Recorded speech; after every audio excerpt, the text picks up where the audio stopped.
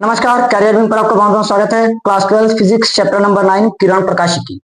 कल हमने अवतल दर्पण के लिए दर्पण सूत्र की स्थापना कर लिया था। दर्पण सूत्र जानते हैं, 1/f बराबर 1/v प्लस 1/u, यानी कि फोकस दूरी, वस्तु की दूरी और प्रतिबिंब की दूरी, तीनों के बीच संबंध बताने वाले सूत्र को ही क्या कहते हैं? दर्पण सूत्र। स्थापना कर लिए थे कल अवतल दर्पण के लिए, आज देखेंगे उत्तल दर्पण के लिए। निकालना तो सेम है, 1/f बराबर 1/v प्लस 1/u। कल पढ़ाया था ना, 1/f बराबर 1/v प्लस 1/u, यही निकालना है। ठीक, लेकिन फर्क क्या है? पहले हमने किसके लिए निकाला था? अवतल दर्पण। अब किसके लिए निकालेंगे? उत्तल दर्पण। देखो पेपर में थ्योरी क्या लिखेंगे? सेम कल के जैसा थ्योरी। अवतल को रिप्लेस बस किससे कर दिए? उत्तल से। तो बताओ, माना M1 M2 क्या है? एक उत्तल दर्पण। माना M1 M2 क्या है? एक उत्तल दर्पण जिसका वक्रता केंद्र C तथा ध्रुव क्या है? P है।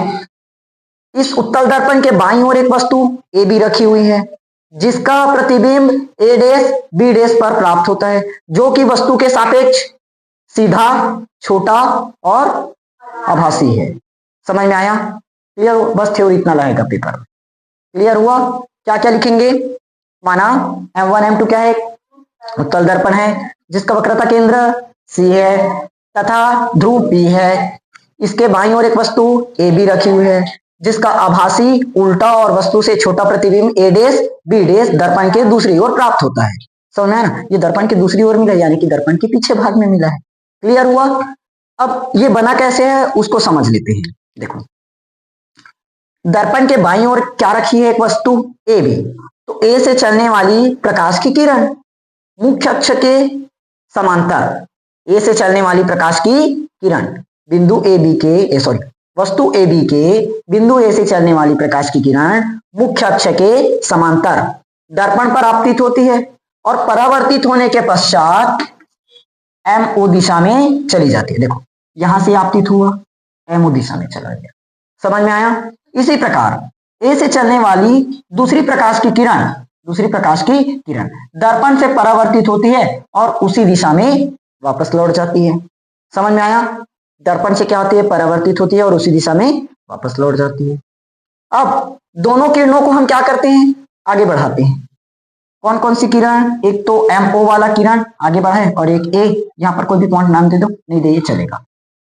दोनों किरणों को हम क्या किए? आगे बढ़ाए। देखो, इस वाले किरण को आगे की ओर बढ़ाए, इस वाले किरण को भी आगे की ओर बढ़ाए, तो दोनों एक जगह पर कटा। कौन सा बिंदु? A डैश पर। तो यहीं पर क्या मिलेगा? हमें प्रतिबिंब प्राप्त होगा। समझ में आया कि नहीं आया? क्लियर हुआ? ये थ्योरी पेपर में नहीं लिखोगे चलेगा, सिर्फ समझने के लिए लिख सकते हो। क्लियर हुआ? देखो, A भी एक वस्तु है, A भी एक वस्तु है। वस्तु AB के बिंदु A से चलने वाली पहली प्रकाश की किरण मुख्य अक्ष के समांतर दर्पण पर आपतित होती है और परावर्तित होकर MO दिशा में चली जाती है। इसी प्रकार से चलने वाली दूसरी किरण दर्पण से आपतित होकर उसी दिशा में परावर्तित हो जाती है। दोनों किरणों को आगे बढ़ाने पर एक बिंदु A डैश पर मिलता है जहां पर हमें AB का प्रतिबिंब प्राप्त होता है। समझ में आ गया? Theory clear? चलो, अब क्या निकालना है? डेरिवेशन, सूत्र की स्थापना करनी है। कल हम पढ़ रखे थे चिन्ह परिपाटी, इसकी मदद से निकाले हैं। चिन्ह परिपाटी से, चिन्ह परिपाटी से कैसे निकलेगा? देखो, इसके पहले वाले जब अवतल दर्पण में पढ़ाया था तब भी बताया था और उसके पहले दिन भी बताया था।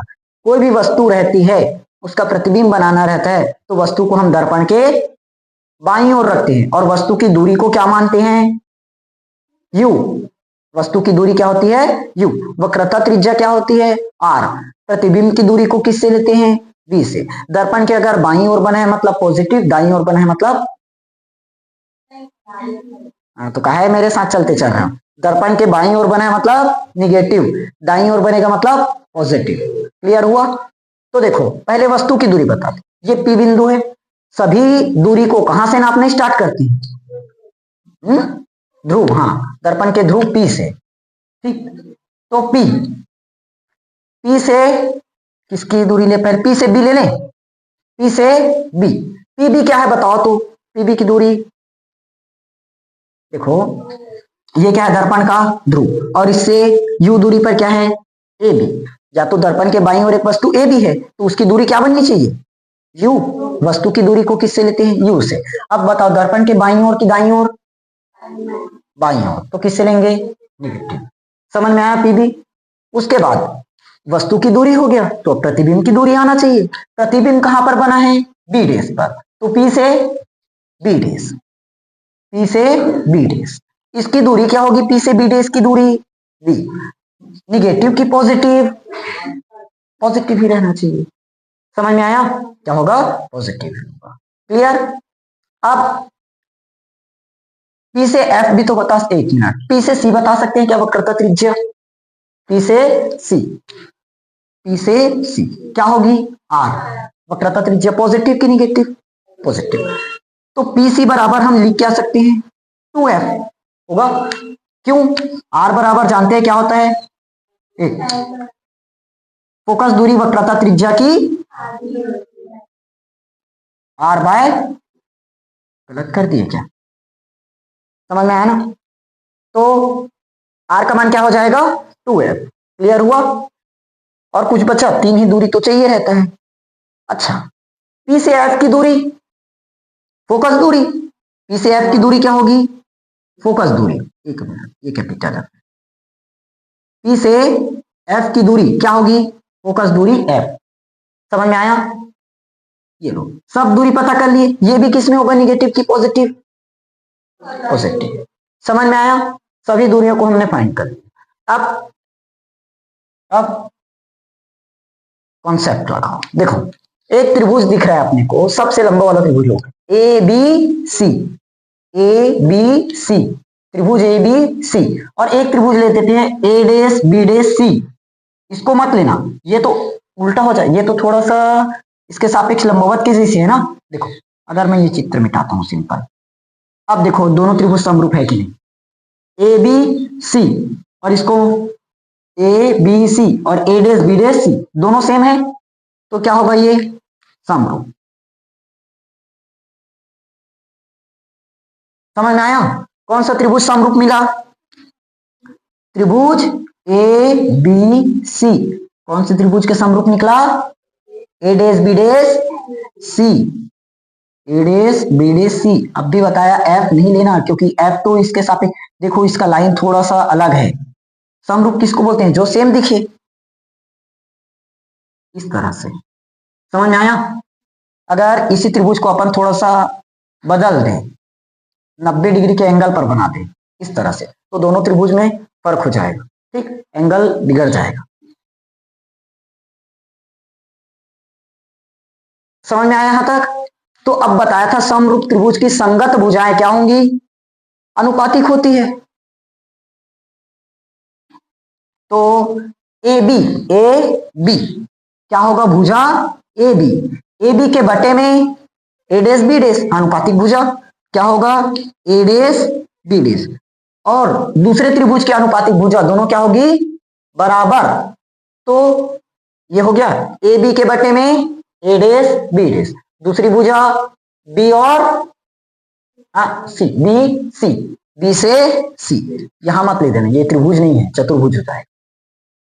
हम ले रहा था, क्या होगा, बी सी बटे में क्या होगा, बी डेस सी। समझ में आया कि नहीं आया, ये क्वेश्चन नंबर फर्स्ट, यहां तक क्लियर। अब दूसरा त्रिभुज कहां पर बन रहा है, देखो ध्यान से, M N F, M N F बनेगा, कैसे नहीं बनेगा, सेम तो दिखा। अगर इसको लेंगे तो चतुर्भुज हो जाएगा, M N F, M N F. दूसरा इसी के जैसा आप कौन सा दिखा, ठीक, समझ में आया। त्रिभुज एम एन एफ समरूप होगा त्रिभुज ए डेस बी डेस एफ की। क्लियर। अब यहां पर मुझे कॉन्सेप्ट लगाकर दिखाओ क्या क्या लगेगा, एम एन बटे में ए डेस बी डेस बराबर एन एफ बटे बी डेस एफ। समझ में आया कि यहाँ क्लियर हुआ? अब देखो जो एम एन की दूरी है किसके बराबर होनी चाहिए? ए बी के। कल भी तो यही लगाए थे, तो लगाओ चूंकि एम एन बराबर ए बी, पुट करो एम एन की जगह ए बी बटे में ए डेस बी डेस बराबर एन एफ बटे बी डेस एफ। देखो दोनों बराबर मिला क्या? इसको मान देते हैं तो इक्वेशन नंबर सेकंड, समीकरण 1 व 2 से दोनों का लेफ्ट साइड बराबर तो राइट साइड भी बराबर होना चाहिए। तो ए बी बटे ए डेस बी डेस, ए बी बटे ए डेस बी डेस बराबर है, तो इसका राइट साइड क्या है? बी सी बटे बी डेस सी। इसका राइट साइड एन एफ बटे बी डेस एफ। समझ में आया? लेकिन देखो जो एन बिंदु है, एन बिंदु दर्पण के ध्रुव के समीप है, नजदीक है, तो पी एफ की दूरी किसके बराबर होनी चाहिए? एन एफ की दूरी। मतलब एन एफ किसके बराबर आ जाएगा? P F. समझ में आया? चूंकि बिंदु पी या दर्पण एन, एन क्या है? पी के नजदीक है, इसीलिए पी एफ बराबर क्या हो जाएगा? एन एफ, या एन एफ बराबर पी एफ। समझ में आया? मिटाएंगे मिटाएंगे, मिटाना पड़ेगा, फिर उसके बाद मुझे फिर से चित्र बनाना पड़ेगा और समझाने के लिए। गलत बात, ये तो बहुत गलत बात। सही बात है। चलो इसका तो जरूरत नहीं है, इतना मिटा देता हूं, मिटाना पड़ेगा ना।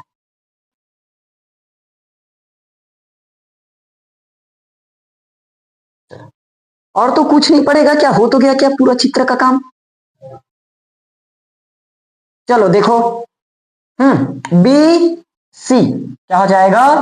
बी सी बटे में बी डेस सी बराबर एन एफ की जगह पी एफ। अच्छा हाँ, अभी तो मेन जरूरत है पी एफ बटे में बी डेस एफ। समझ में आया कि नहीं आया? अब इसको और कुछ नहीं कर सकते, अब सीधा दूरी पुट करना पड़ेगा। क्लियर हुआ यहां तक? कोई दिक्कत नहीं। अब दूरी निकालें, दूरी निकालते हैं। देखो पहले बी से सी किसकी दूरी चाहिए? बी से सी। बी सी कैसे निकलेगा? देखो ध्यान से, ये रहा अपना बी पॉइंट और ये सी, तो ये कैसे निकलेगा? देखो बी से पी तक यहां पर बनाते हैं छोटा सा, ये कौन सा पॉइंट? बी, यहां पर पी और यहां सी। हमें सबकी दूरी पता है, पी से बी तो जानते हैं, पी से बी क्या दे रखा है? यू। क्या है? यू। चलो 10 मान लो। और पी से सी पता है, पी से सी क्या होगी? पी से सी, पी से सी कैसे नहीं पता? आर त्रिज्या, तो डायरेक्ट 2f ले दे क्या? आर रखे थे ना पहले, चलो आर ही ले लो। इसकी दूरी पता है क्या है? आर 5। तो टोटल बी से सी कितना मिलना चाहिए? 15। मतलब किसका किसका योग? BP plus PC. समझ में आया? PB plus PC. क्लियर हुआ? ये कैसे आया? अब क्या बचा? बी डेस सी। इसी चीज में समझते हैं।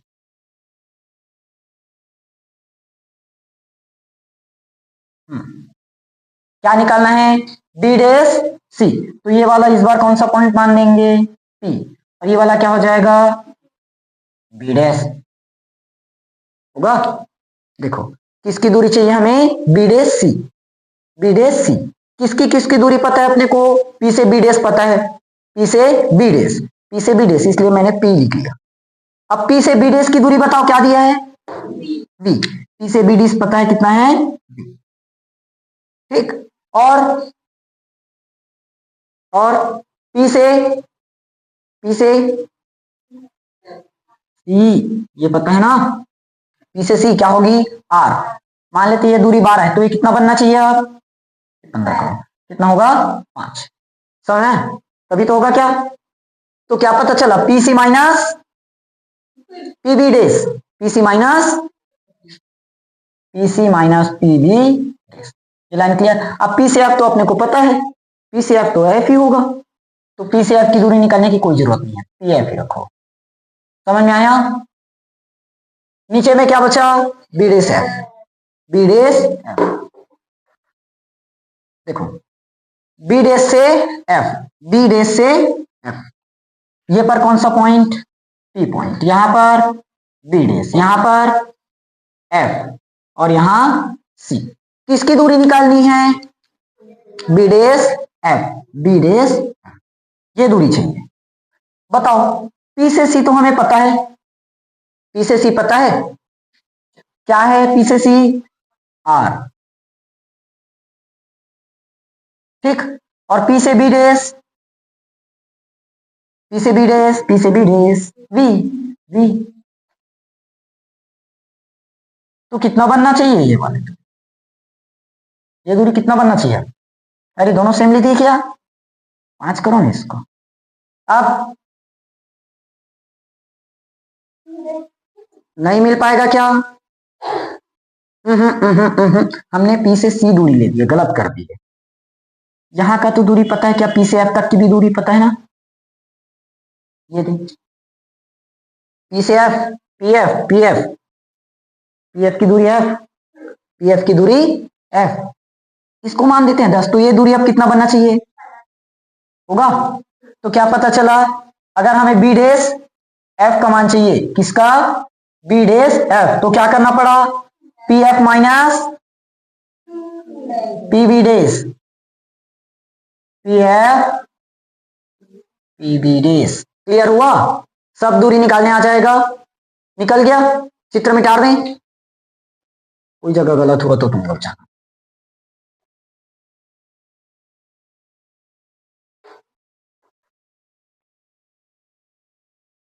आगे बढ़ें। अब पूरा दूरी तो पता चल चुका है, बताओ पीबी की दूरी माइनस का यू प्लस पीसी की दूरी 2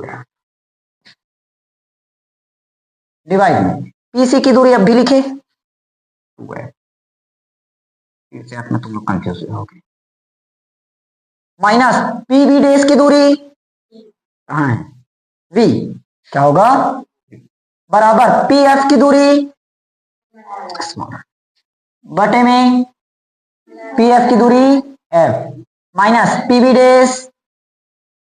समझ में आया, क्लियर।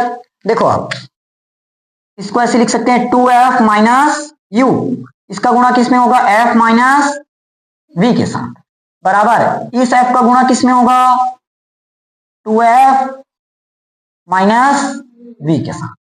क्लियर हुआ, देखो 2 एका 2 और f का स्क्वायर, फिर माइनस में 2f v, फिर माइनस में uf प्लस में uv, बराबर 2f का स्क्वायर माइनस में,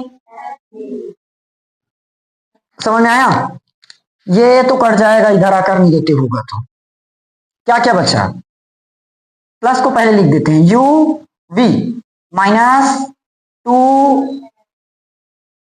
एक मिनट रुको, यू एफ को कर दो ना, यू एफ, ये माइनस का 2f वी, इधर से माइनस वाला आएगा तो क्या बचा, समझ में आया, तो यू वी माइनस का क्या बच जाएगा, यू एफ, क्योंकि 2f वी में 2, अच्छा हाँ एक मिनट रुको रुको, 2f वी में से एक f वी घटाओगे तो क्या बचेगा, एफ वी बराबर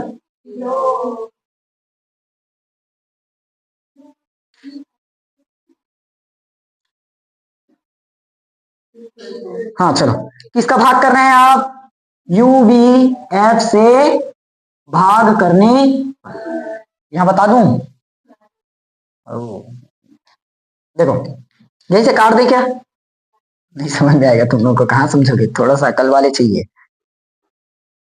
यूवी के बटे में यूवी एफ, यूएफ के बटे में यूवी एफ, एफ बी के बटे में बराबर 0 के बटे में, ठीक। अब कल यहां पर मैं यूवीएफ नहीं लिखा था, कटा यूएफ यूएफ कटा, एफ बी कटा, तो फाइनली 1/f बराबर 1/v प्लस 1/u। ये लाइन समझ में आना है, एक लाइन एक्स्ट्रा बस किया हूं। देखो 1/f, ये 1/v माइनस में है तो उधर जाएगा तो 1/v प्लस में, 1/u माइनस में इधर जाएगा तो प्लस में, प्लस में। यही दर्पण सूत्र का व्यंजक है। क्या पता चला? फोकस दूरी, प्रतिबिंब की दूरी, वस्तु की दूरी के बीच संबंध बताने वाले सूत्र को दर्पण सूत्र कहते हैं। समझ में आया कि नहीं आया? क्लियर हुआ? ठीक, चलो नोट कर लो। चलो देखो अब रैखिक आवर्धन, रैखिक आवर्धन, अवतल दर्पण और उत्तल दर्पण पर हमने सूत्र स्थापित अब भी किया था ना, 1/f बराबर 1/v प्लस 1/u। ये कौन सा दर्पण और ये कौन सा दर्पण है? दोनों के लिए तो वही निकलेगा, ठीक। अब रैखिक आवर्धन होता क्या है, इसको दर्शाते हैं m से। m इज इक्वल टू होता है I upon O। I upon O। I क्या है? प्रतिबिंब की लंबाई, O क्या है? वस्तु की लंबाई। समझ में आया? I मतलब प्रतिबिंब की लंबाई, O मतलब वस्तु की लंबाई। क्लियर हुआ? देखो AB क्या है? वस्तु। AB क्या है? वस्तु। तो इसकी लंबाई हमने क्या माना? O। A डेस B डेस कहाँ है? ये A डेस B डेस, तो ये क्या है? प्रतिबिंब, तो उसकी लंबाई क्या मानेंगे? I। समझ में आया? तो रैखिक आवर्धन का परिभाषा क्या लिखेंगे? प्रतिबिंब की लंबाई और वस्तु की लंबाई के अनुपात को रैखिक आवर्धन कहते हैं। समझ में आया? जब आप न्यूमेरिकल सवाल सॉल्व करेंगे तो रैखिक आवर्धन निकालने के लिए आता है पेपर, ठीक। रैखिक आवर्धन ज्ञात कीजिए तथा प्रतिबिंब की स्थिति प्रकृति ये ज्ञात करना रहता है, ठीक। प्रतिबिंब की स्थिति प्रकृति व रैखिक आवर्धन की गणना कीजिए, मोस्ट इंपॉर्टेंट पॉपुलर क्वेश्चन है बोर्ड एग्जाम के लिए। समझ में आया? तो रैखिक आवर्धन ध्यान समझना, वहां पर बहुत जरूरत पड़ेगी। रैखिक आवर्धन m बराबर I के बटे में O। I मतलब इमेज की लंबाई मतलब प्रतिबिंब की लंबाई, O मतलब ऑब्जेक्ट वस्तु की लंबाई। समझ में आया? जिस नाम से दर्शाते हैं उसी का लेटर यूज किया है। I मतलब होता है इमेज, O मतलब ऑब्जेक्ट, इमेज मतलब प्रतिबिंब, ऑब्जेक्ट मतलब वस्तु। क्लियर हुआ? लिख लोगे परिभाषा, क्या लिखेंगे? प्रतिबिंब की लंबाई और वस्तु की लंबाई के अनुपात को रैखिक आवर्धन कहते हैं, ठीक। अब दोनों के लिए अलग अलग निकलेगा, दोनों के लिए सेम थोड़ी ना आ सकता है, क्योंकि रैखिक आवर्धन अवतल दर्पण और उत्तल दर्पण दोनों के लिए प्रतिबिंब की लंबाई अलग अलग होगी। हाँ, वस्तु की लंबाई तो सेम हो सकती है क्योंकि दोनों को बाईं तरफ ही रखे हैं, लेकिन प्रतिबिंब की लंबाई अलग अलग होगी। देखो ये नीचे में बना है और ये ऊपर में बना है, और चिन्ह परिपाटी में पढ़े हैं, जो नीचे में बनता है वो पॉजिटिव की निगेटिव, नीचे वाला निगेटिव, ऊपर वाला पॉजिटिव। आपतित किरण की दिशा में पॉजिटिव और आपतित किरण के विपरीत दिशा में निगेटिव। भूल गए साहब? कहां से याद रहेगा? एक दिन आगे चले जाओ, एक दिन पीछे चले जाओ, तो पिछला वाला आगे पार्ट, पीछे का पार्ट। हाँ, हम उल्टा चलते हैं, अवतल और उत्तल। देखो अवतल दर्पण और उत्तल दर्पण। ए बी क्या है? ए बी क्या है? वस्तु, और वस्तु की लंबाई लिए किससे हो? ओ से। वस्तु की लंबाई किससे लिए? ओ से। अब बताओ अवतल दर्पण में वस्तु बाईं ओर रखे हैं कि दाईं ओर? बाईं ओर, क्योंकि सभी दर्पण में बाईं ओर ही रखते हैं वस्तु को। बताओ वस्तु ऊपर की तरफ है कि नीचे की ओर? तो ये पॉजिटिव की निगेटिव?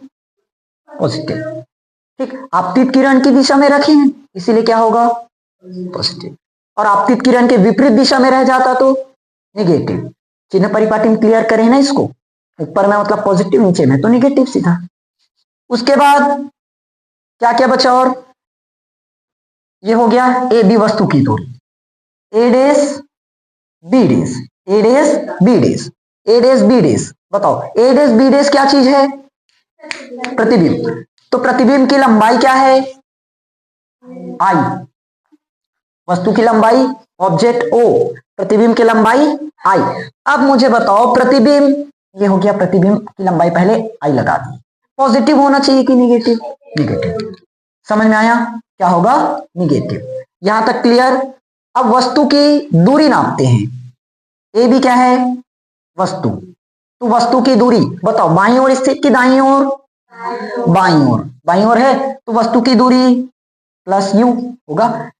देखो लंबाई और दूरी, लंबाई और दूरी अलग अलग है।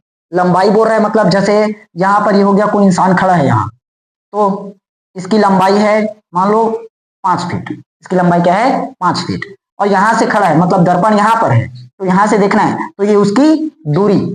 समझ में आया? अगर कोई पूछे दर्पण से, जो इंसान है दर्पण से कितने मीटर की दूरी पर स्थित है, कितने मीटर की दूरी पर स्थित है?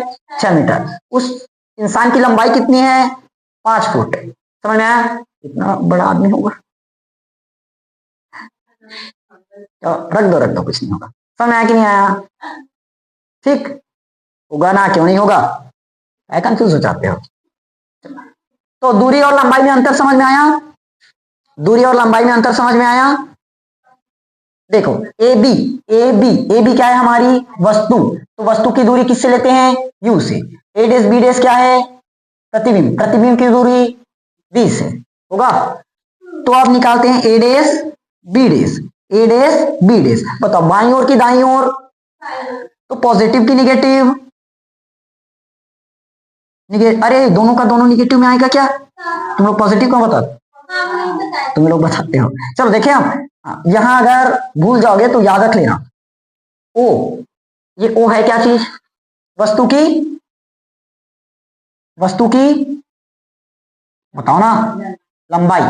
ये क्या है? वस्तु की लंबाई। आई क्या है? प्रतिबिंब की लंबाई। यू क्या है? वस्तु की दूरी। वी क्या है? प्रतिबिंब की दूरी। अगर भूल जाओगे तो ऐसे लिख ले रहना। समझ में आया कि नहीं आया? क्लियर हुआ? देखो ए बी, ए बी क्या है? वस्तु। ए बी क्या है? वस्तु। वस्तु की लंबाई क्या है? ओ। वस्तु की लंबाई ओ किस ओर स्थित है? आपतित किरण की दिशा। आपतित किरण की दिशा, इसलिए क्या लिए? पॉजिटिव। ए डेस बी डेस क्या है? प्रतिबिंब। प्रतिबिंब की लंबाई आई। अब आपतित किरण की दिशा की विपरीत दिशा, इसीलिए क्या लिए? माइनस आई। ए बी क्या है? वस्तु। वस्तु ए बी क्या है? वस्तु। और वस्तु की दूरी क्या है? यू। बाईं ओर की दाईं ओर, इसीलिए माइनस। ए डेस बी डेस क्या है? प्रतिबिंब। तो प्रतिबिंब की दूरी क्या है? वी। बाईं ओर की दाईं ओर, इसीलिए क्या आया? माइनस। समझ में आया कि नहीं आया? क्लियर हुआ? अब पुट करो m बराबर, m मतलब रैखिक आवर्धन, माइनस का आई बटे क्या हो जाएगा? देखो आई की जगह क्या रखोगे? माइनस आई बटे में ओ, बराबर किसके बराबर होना चाहिए? हाँ बताओ। आई मतलब प्रतिबिंब, आई मतलब प्रतिबिंब। तो माइनस का v बटे ओ मतलब ऑब्जेक्ट। ऑब्जेक्ट की दूरी क्या है? समझ में आया?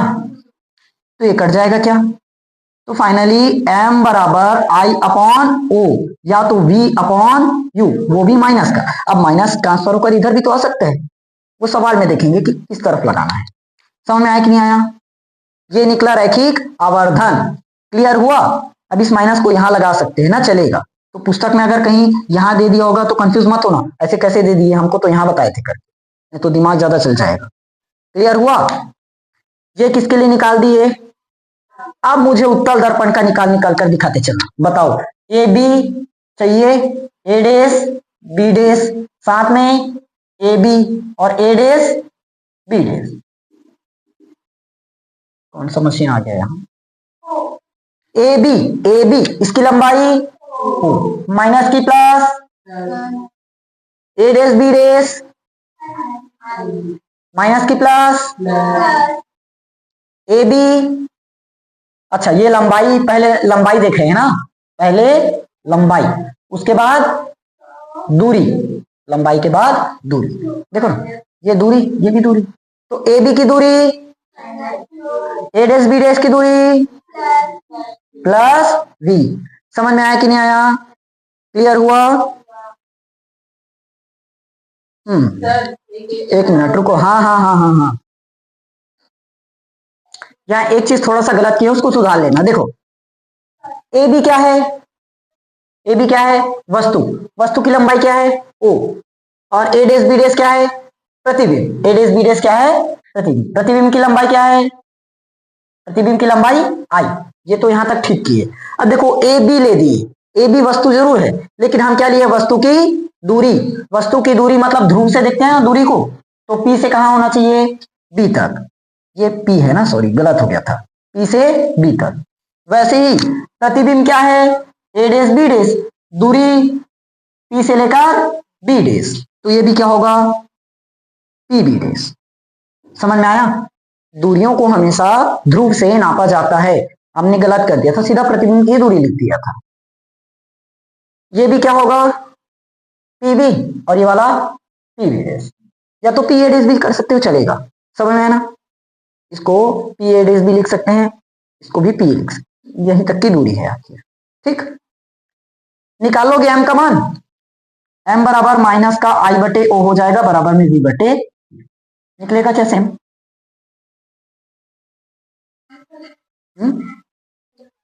चार।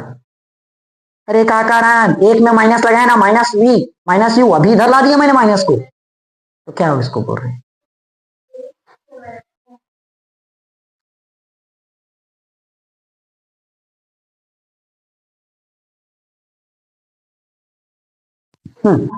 इस चैप्टर का लास्ट टॉपिक प्रकाश का परावर्तन, 9A। 9A अभी चल रहा है, प्रकाश का परावर्तन, उसी का लास्ट टॉपिक है दर्पण के उपयोग। देखो अवतल दर्पण समझ में आया, उसके बाद उत्तल दर्पण पढ़े, समतल दर्पण, अवतल दर्पण, उत्तल दर्पण। अवतल दर्पण के लिए सबसे पहले हमने सूत्र की स्थापना किया, फिर नहीं, पहले अवतल दर्पण के लिए हमने प्रतिबिंब की रचना जाने थे, उसके बाद उत्तल दर्पण से प्रतिबिंब की रचना सीखे, फिर अवतल दर्पण के लिए सूत्र स्थापित किए, उत्तल दर्पण के लिए भी सूत्र स्थापित किए। ठीक, उसके बाद रैखिक आवर्धन दोनों के लिए निकल गया। लास्ट टॉपिक बस बचा है दर्पण का उपयोग। दर्पण का उपयोग थ्योरी पोर्शन है, खुद से करोगे, जो इंपॉर्टेंट है मैं वही वाला उपयोग बस पढ़ा रहा हूं। दर्पण के उपयोग, 3 दर्पण पढ़े हो। पहला समतल, समतल दर्पण का उपयोग सामान्य तौर पर चेहरा देखने के लिए किया जाता है। दूसरा, ड्रेसिंग टेबल में भी इसका इस्तेमाल होता है। प्रकाश किरणों का पथ मोड़ने के लिए भी इसका इस्तेमाल होता है। समझा? दर्पण, समतल दर्पण में अगर इस तरफ से मान लो कोई लेजर लाइट मारे तो उसका पथ सीधा उसी डिग्री के एंगल पर घूमेगा, तो क्या बना? प्रकाश का परावर्तन। समझ में आया? यहाँ पर कोई दर्पण है, यहां से अगर प्रकाश की किरण को इस दिशा में मार रहे हो तो वो इसी एंगल से इस तरफ घूमेगा। समझ में? तो प्रकाश किरण का पथ मोड़ने में, चेहरा देखने में, साथ में ड्रेसिंग टेबल में समतल दर्पण का उपयोग समझ में आया। दूसरा अवतल दर्पण, दूसरा अवतल दर्पण। अवतल दर्पण का सबसे महत्वपूर्ण उपयोग है दाढ़ी बनाने में, पेपर में आया है।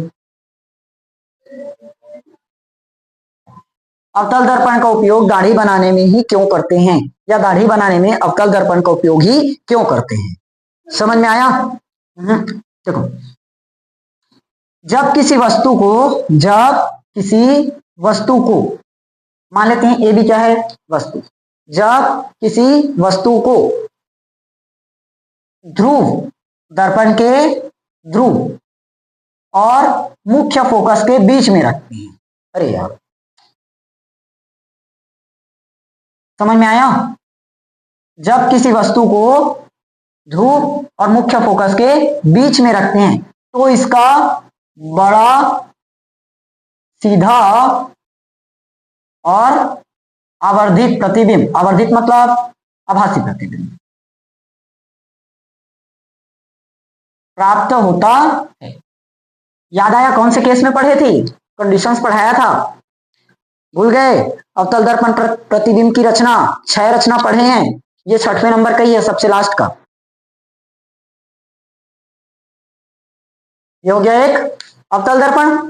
नहीं लिखे होंगे, बोला था एक चीज, एक टॉपिक बस पढ़ना करके छोड़ के आए हो। देखो उसी को करवा रहा हूं। अब भी क्या बताया, वस्तु को हम कहां रख रहे हैं, वस्तु को कहां पर रख रहे हैं, मुख्य फोकस और ध्रुव के बीच। ये हो गया मुख्य फोकस, यहां पर मान लेते हैं, ये उसका वक्रता केंद्र सी, और ये दर्पण का ध्रुव पी। समझ में आया? वस्तु को कहां पर रखोगे, दोनों के बीच। ये यहां पर हमने किसी वस्तु को रख दिया। समझ में आया? तो अब बताओ प्रतिबिंब किस तरह से बनेगा।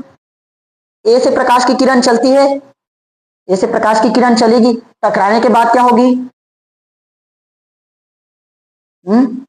ए से, देखो वस्तु जानते हैं ए बी रहता है, ए से प्रकाश की किरण चलती है, दर्पण से क्या क्या होगी, देखो समझ में आया? ओए ध्यान दो इधर, ये क्या है, ए बी एक वस्तु, पहली प्रकाश की किरण इस तरफ चला, दर्पण से टकराया, टकराने के बाद क्या होगा, टकराने के बाद इस दिशा में परिवर्तित होगा। ये यार हर बार मेरे से टेढ़ा ही क्यों बनता है, कोई बात नहीं, इसको तुम लोग सीधा कर लो। समझ में आया? ये हुआ हमारा पहला प्रकाश का किरण। ठीक, उसके बाद दूसरी प्रकाश की किरण क्या होगी, किस दिशा में चलेगी, अरे भूल चुके हो पूरा। ठीक, इस तरफ आएगा, और यहां पर क्या रहेगा हमारा सेंटर। ठीक, ये उल्टा सुल्टा बना था, स्केल से बनाना सीधा बन जाएगा। समझ में आया? तो देखो दोनों को जब आगे बढ़ाएंगे तो कहीं पर जाकर ये इस तरह से मिलेगा, और यहां पर बड़ा प्रतिबिंब प्राप्त हो जाएगा, ए डैश और बी डैश। समझ में आया? ये क्लियर हुआ? देखो तो इसका प्रतिबिंब कैसे मिला, बड़ा प्रतिबिंब मिला, आभासी मिला और सीधा मिला। समझ में आया? तो क्या लिखेंगे, जब किसी वस्तु को कहां पर रखते हैं, मुख्य फोकस और ध्रुव के बीच में रखा जाता है, तो उस वस्तु का सीधा और आवर्धित प्रतिबिंब, यानी कि आभासी प्रतिबिंब, सीधा और आवर्धित प्रतिबिंब कहां पर बनता है, दर्पण के आगे दूसरी ओर बनता है। इसलिए दाढ़ी बनाने में क्या होती है, आसानी होती है। समझ में आया? इसका पूरा डिटेल मैं नोट्स में शेयर कर दूंगा, देख लेना, कॉन्सेप्ट बस समझाना था कि क्या होता है। ठीक, उसके बाद और कहां पर करते हैं, आंख, कान, नाक, गले, इन सब की अंगों की जांच करने में। सर्च लाइट में भी उपयोग होगा, सर्च लाइट में भी इसी का उपयोग होगा। समझ में आया? एक चीज अब छोड़ रहा हूं, उत्तल दर्पण का उपयोग, इसको पढ़ के आओगे, होमवर्क है, क्लास वैसे भी बहुत ज्यादा हो गया है। समझ में आया कि नहीं आया? खत्म। 9A प्रकाश का परावर्तन पूरी तरह से फिनिश हो गया, कल पढ़ेंगे प्रकाश का अपवर्तन। ठीक, चलो आज क्लास में बस इतना ही, जितना कॉन्सेप्ट पढ़ाया गया पूरा का पूरा अच्छे से रिवाइज करना, इंपॉर्टेंट क्वेश्चन है आज जितना भी पढ़े हैं, और ये क्वेश्चन पेपर में आ चुका है। ठीक, चलो मिलेंगे अपन कल की क्लास में, तब तक के लिए प्रैक्टिस करो।